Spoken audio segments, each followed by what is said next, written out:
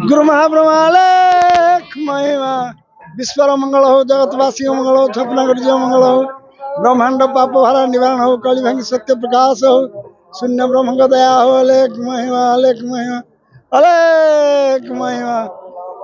गुरु ब्रह्म का दया हो, महिमा का संग आशीर्वाद रू जगतवासी भक्त माने साधु सन्थ समस्ते पहुंचती, समस्त मंगल हो। गुरु ब्रह्म का दया हो, अलेख महिमा।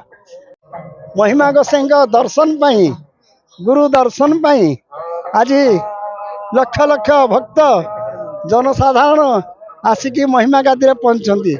महिमा गादी महिमा धर्मर पुण्यभूमि उत्कल प्रदेश रे ढेंकानाल राज्य होची सबुठु पवित्र पुण्यभूमि।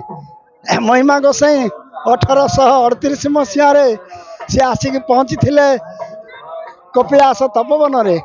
12 वर्ष फल आहार कले। सदानंद नामक सबर 12 वर्ष फल देते।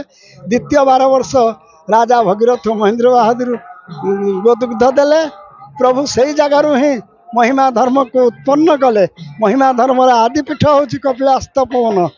तपोवन कथा बापा मैंने सब जानते। तेणु महिमा गोसाई 1876 मसीह इह लीला संवरण कले जोरंदारे धाम। ता पूर्वर जोरंदारे 21टा टंगी धुनी सब पकईले। तेणु से प्रभु दाम बेहरा भक्तर आपत्ति अनुसार से कहले सब जकार जो महासभा हला बकल को मना कले। भक्त मान को कहले तमे किए कौन मागिया कथा माग, किए धन धन गोपलक्ष्मी मागिला। हेठू दाम बेहरा से कहले प्रभु मोर किसी दरकार नहीं, मोर नाम आउ धाम दरकार। प्रभु अस्तु कहले पुण्य प्रचलन कले किए महिमा गोसाई। 1911-12 मसीह एमाने कृत्रिम करके बकल पिंधा दृष्टि आज कौपुनीधारी बकलधारी दीटा समाज है।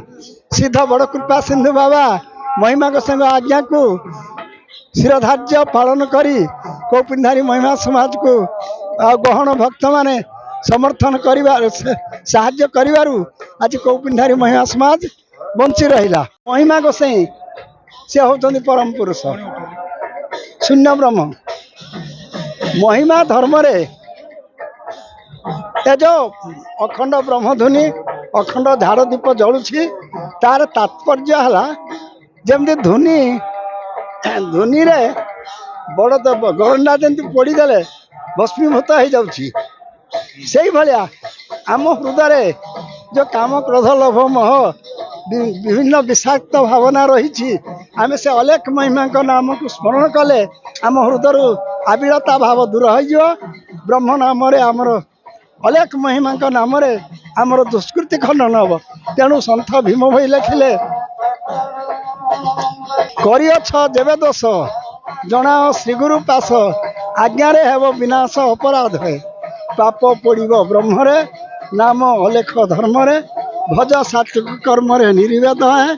भाग्य थिले धर धर पद्मपाद है खंडिब काल विपत्ति परमाद है। काल विपत्ति खनन हम कहीं ना ब्रह्मध्वनि आहुति करके शून्य ब्रह्म अलेख को प्रार्थना कले।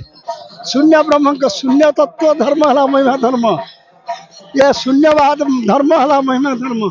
शून्य भावना रे आज समस्त जगतवासी ये जगह पहुंची। आम आत्मा रे गोटे शून्य भावना मस्तक पहुंचुची। आम कुआड़े जीवा कौन करिया प्रत्येक जिनस शून्य भावना रे ही सिद्धांत।